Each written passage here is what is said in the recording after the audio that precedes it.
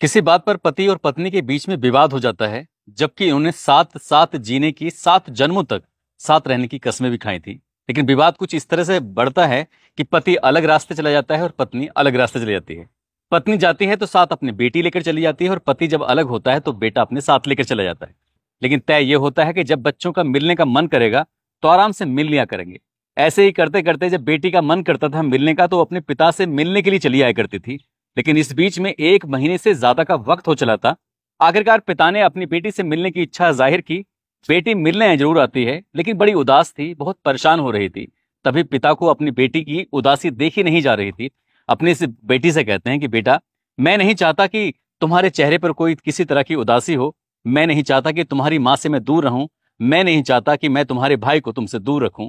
लेकिन मजबूरी ही कुछ ऐसी है कि बात इतनी आगे बढ़ चुकी है कि हम चाहकर भी साथ नहीं रह सकते।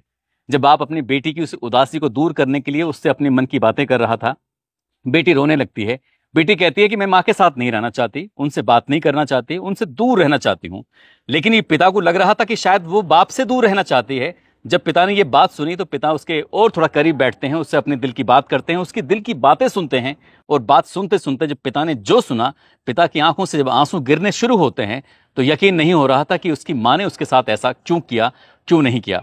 जब ये बात अखबारों के माध्यम से लोगों को पता चलती है तब सोशल मीडिया के हर एक हैंडल, चाहे वो एक्स हो, यूट्यूब हो, फेसबुक हो, या फिर जहां जहां तक उनकी पहुंच इंस्टाग्राम जैसी जगहों पर ये भी कहानी पहुंचती है, तो लोगों को यकीन नहीं हो रहा था कि इस कलयुग में वो ऐसी माँ कैसे हो सकती है।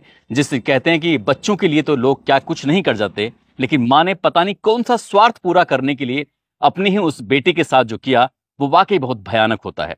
आज की इस कहानी के माध्यम से समझने की कोशिश करते हैं क्या हुआ था उस 13 साल की बेटी के साथ। आदाब, नमस्कार, सत श्री अकाल। मैं उस्मान सैफी। आज की जो सच्ची घटना मैं आपको सुनाने जा रहा हूं, ये सच्ची घटना उत्तराखंड प्रदेश के जिला हरिद्वार की है। दरअसल 3 जून 2025 की ये बात है। रानीपुर कोतवाली क्षेत्र का एक मोहल्ला है। एक व्यक्ति अपनी 13 साल की बेटी के साथ बैठा हुआ था और वो सोच रहा था कि आखिरकार कैसे जाऊं, कैसे नहीं जाऊं। वो बार बार ये भी हिम्मत जुटाने की कोशिश कर रहा था कि इस बात का किसी से सलाह लूं, मशवरा लूं कि ये बात अपनी थाने तक पहुंचाई जाए कि नहीं पहुंचाई जाए। लाखों बार उसने सोचा होगा, तब जाकर उसके कदम पड़ते हैं कोतवाली की तरफ और जाता है, इंतजार करता है कि एसएचओ साहब कब आएंगे। जब कोतवाली प्रभारी महोदय आते हैं तो उनका इंतजार किया जाता है। उनसे वो अपनी बात बताना शुरू करता है। कहता है कि साहब, ये मेरी बेटी है, इस बेटी के साथ बहुत गलत हुआ है, बहुत भयानक हुआ है। जैसी ये बात सुनी जाती है उसके बाद पूछा जाता है कि तुम कहाँ रहते हो, उनकी बैकग्राउंड के बारे में जानने की कोशिश की जा रही थी। तब वो एसएचओ कहते हैं कि मैं पहले उच्च अधिकारियों से बातचीत करता हूँ, उसके बाद फिर बात करते हैं। कोतवाली प्रभारी ने सीधा एसएसपी को फोन लगाया, एसएसपी से बातचीत की, कहा कि साहब कुछ इस तरह का मसला है, क्या करना चाहिए। एसएसपी ने कहा कि कानून सबके लिए बराबर बना हुआ है, अब चाहे कोई कितना ही बड़ा आदमी क्यों ना हो, यदि उनकी बात में सच्चाई है तो इस मामले की जांच पड़ताल करिए, हम आपको दिशा निर्देश देते हैं, उसी हिसाब से काम करिए। अब कोतवाली प्रभारी को आदेश मिल जाते हैं। उस लड़की के पिता से पूछा जाता है कि बात क्या है। वो बताते हैं कि जनवरी 2025 की ये बात है।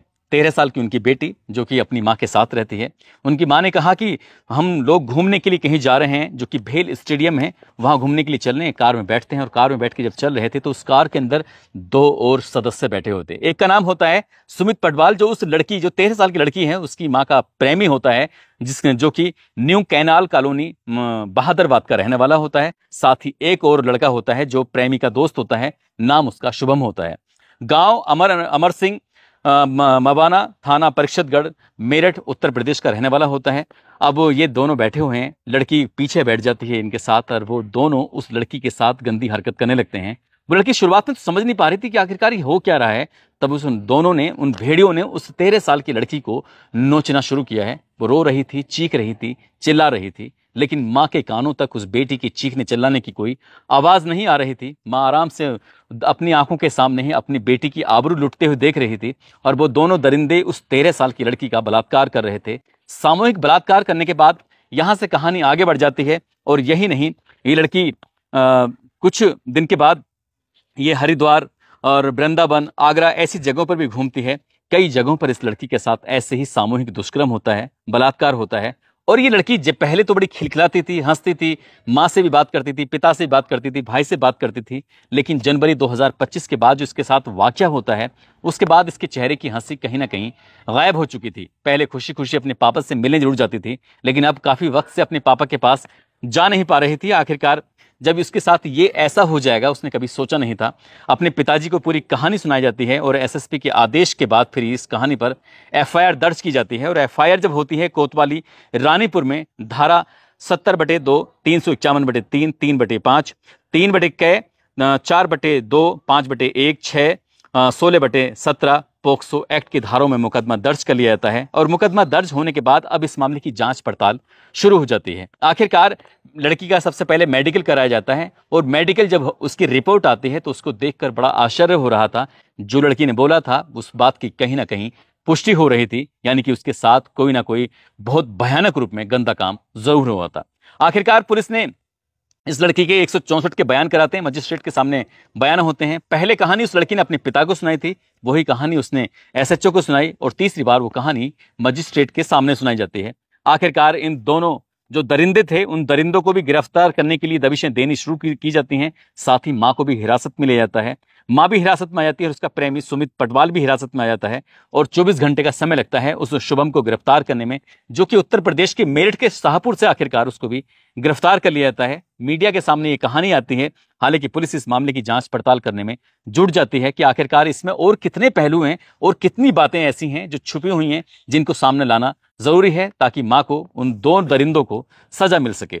आखिरकार इस महिला के बारे में जानकारी जुटाई जाती है तो पता चलता है कि महिला छात्र जीवन से ही राजनीति में सक्रिय थी। पहले एबीपी के लिए अपना काम करती थी, उसके बाद जब वक्त आगे बढ़ जाता है तब वो भारतीय जनता पार्टी से जुड़ जाती है और बहुत कम समय में उसने भारतीय जनता पार्टी का एक बड़ा पद भी हासिल कर लिया था।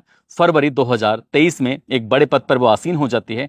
कुछ वक्त आगे बीत जाता है लेकिन अगस्त 2024 में उस पद से उसको पद मुक्त कर दिया जाता है। और जब ये कहानी सोशल मीडिया के अलग अलग हैंडल्स पे चल रही थी तब जाकर 4 जून 2025 को इस भारतीय जनता पार्टी से पूरी तरह से निष्कासित भी कर दिया जाता है। और इसके बारे में कुछ ये पता चलता है कि पति और पत्नी का विवाद हो गया था और पति पत्नी के विवाद के बीच में इस महिला ने अपने पति के साथ मारपीट कर दी थी और किसी ने ये वीडियो बना लिया था।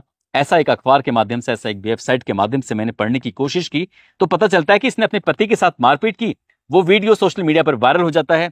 जब मामला हाईलाइट हो जाता है तो पति अलग रहने का फैसला कर लेता है और उसके हिस्से में बेटा आ जाता है, माँ के हिस्से में बेटी आ जाती है। ये कहा जाता है कि बेटी माँ के साथ ज्यादा सुरक्षित रहती है, लेकिन माँ ने इस बात को बिल्कुल भी सिरे से नकार दिया, खारिज कर दिया कि यहाँ पर जो बेटी थी वो अपने पिता के साथ ज्यादा सुरक्षित थी, माँ के साथ सुरक्षित नहीं थी। आखिरकार माँ ने जो उसके साथ किया था वो वाकई अपने आप में भयानक होता है, बुरा होता है। पुलिस अब हर एक पहलू की जांच पड़ताल कर रही है ताकि इन आरोपियों को कम से कम समय में बड़ी से बड़ी सजा दिला सके। दोस्तों, इस पूरे घटनाक्रम को सुनाने का उद्देश्य किसी को परेशान करना नहीं है, किसी का दिल दुखाना नहीं है, बल्कि आपको जागरूक करना है, आपको सचेत करना है। ये बताया जा रहा है कि जब पुलिस ने इस मामले की जांच पड़ताल करना शुरू किया तो पता चलता है कि कई बड़े नेताओं के साथ चैट करने की इसकी बात पाई जाती है महिला की। और इस महिला के कुछ ऐसे भी अनैतिक रिश्ते हैं या नहीं हैं। हालांकि हर पहलू की जांच पड़ताल होगी, लेकिन जो अपनी बेटी की ना हुई वो किसी और की क्या होगी, इससे भी अंदाजा लगाया जा सकता है। दोस्तों, जाते जाते मौजपुर राजस्थान के रहने वाले हैं सोनू वर्मा। आज इनका जन्मदिन है, इनको जन्मदिन की ढेरों सारी शुभकामनाएं, बहुत बहुत मुबारकबाद।